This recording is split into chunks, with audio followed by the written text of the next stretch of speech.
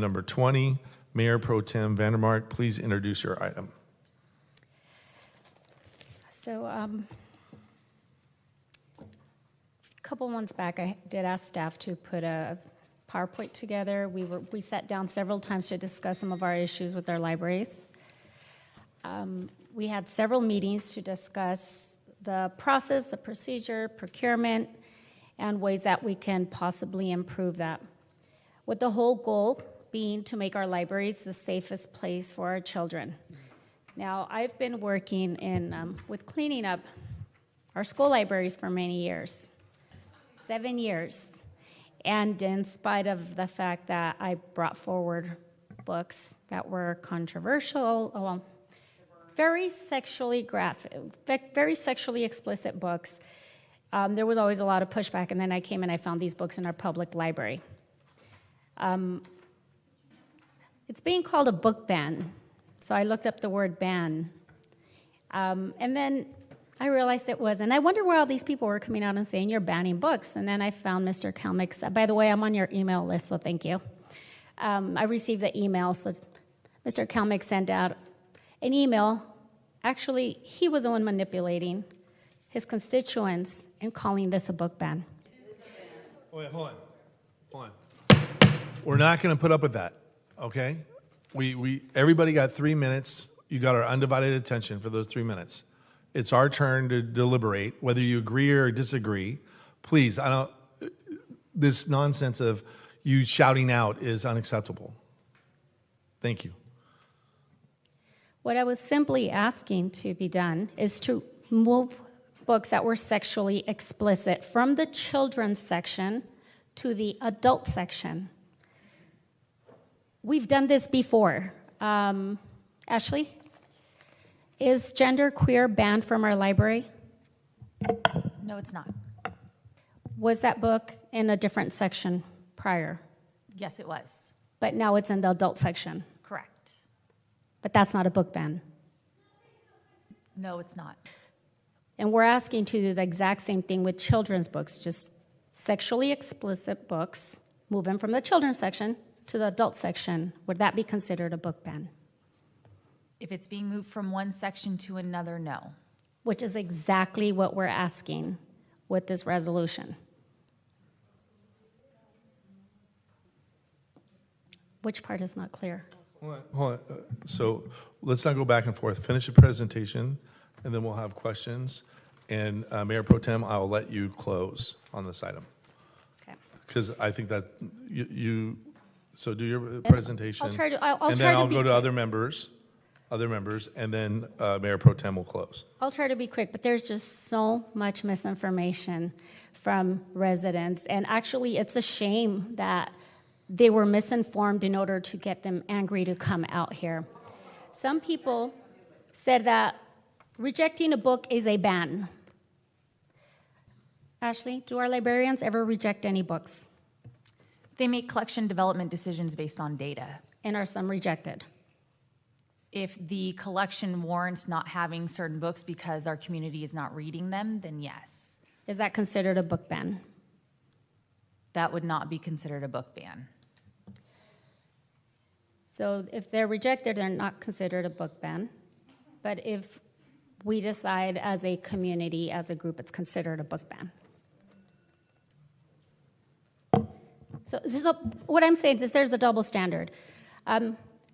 Somebody put up a picture of me wearing a shirt that says, I don't co-parent with the government. And actually what we are trying to do is I'm staying true to that.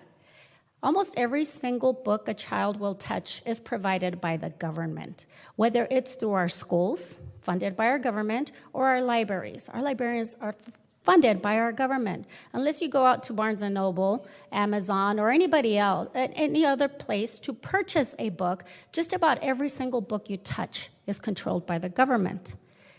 What we are asking is to bring in the community to have some say in that process. We are asking for the community to have some input and making it a little more personal for our community standards.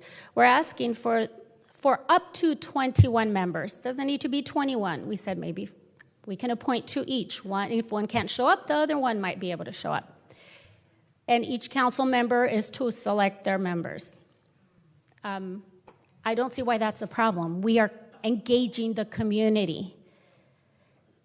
So what I am doing is actually doing the exact opposite of what I am being accused of doing.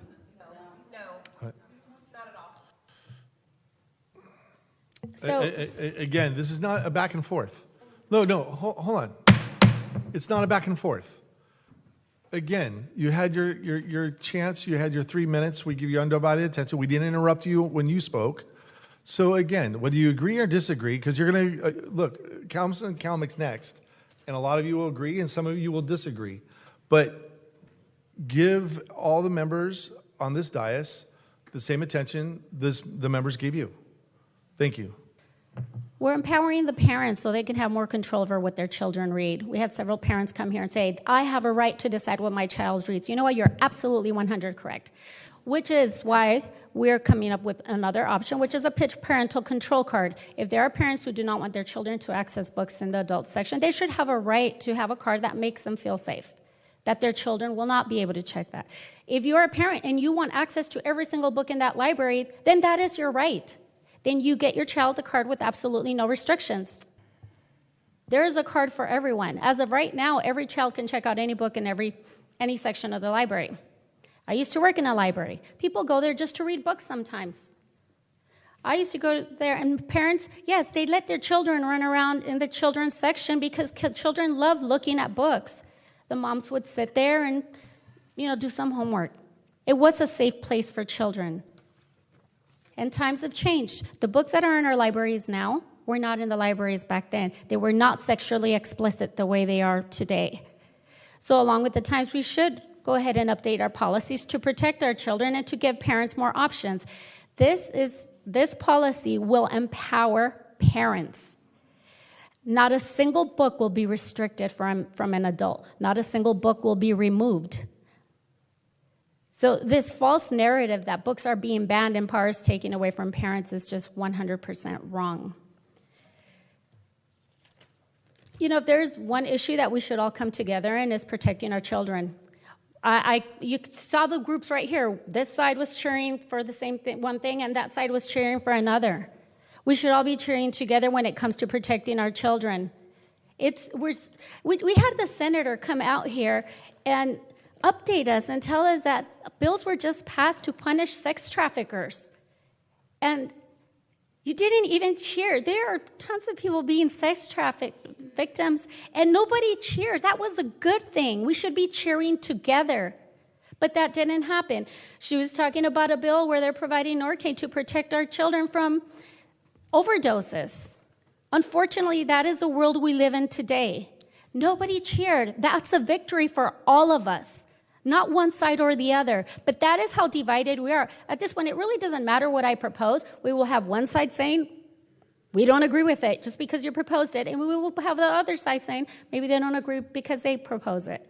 We shouldn't be this divided, and we are. My goal is to protect children. It will always be. And that will be the hill I will die on. If I can protect one child from looking at material that will damage them, then I'm okay with this. I'm just making it very clear that these false accusations of book banning are actually shameful, especially coming from people who were elected to be leaders. And that's where I'm at today. We need to empower the parents. We need to give them more knowledge and offer them more options, and that is what we're doing here today. All right.